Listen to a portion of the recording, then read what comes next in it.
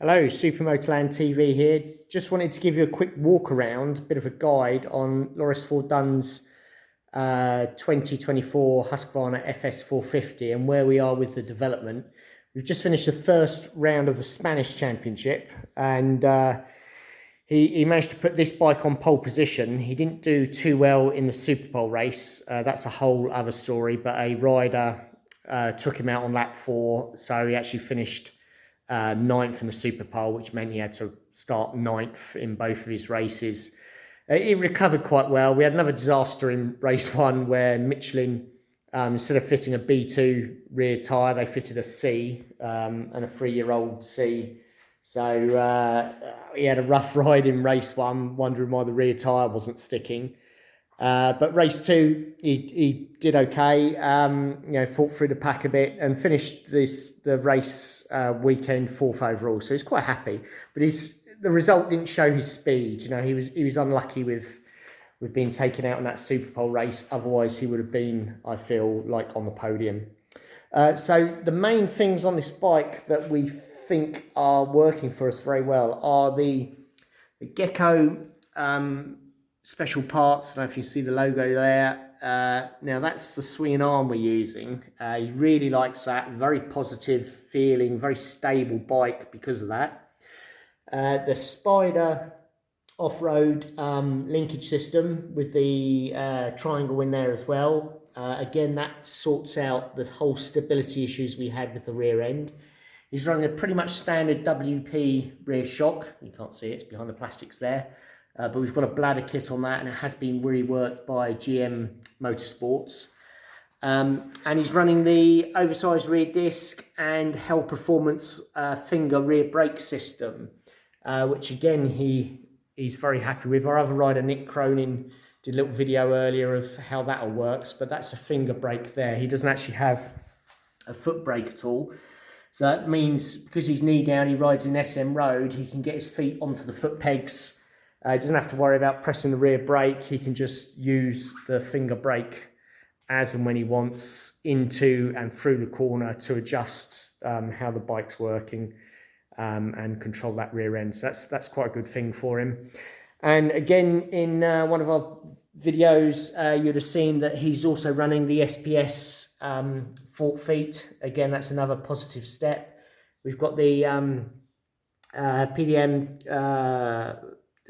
disc on there, that disc system for a quick change disc, and obviously there's a Brembo, and they call it the Z4 P4 I think is the caliper, and the 15 RCS Brembo master cylinder, quick action domino throttle, AIM 2DL ECU, all linked into a Vortex, sorry, not an ECU, data logger.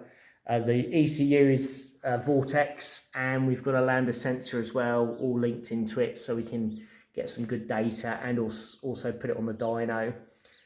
Boyson water pump, not too sure about that.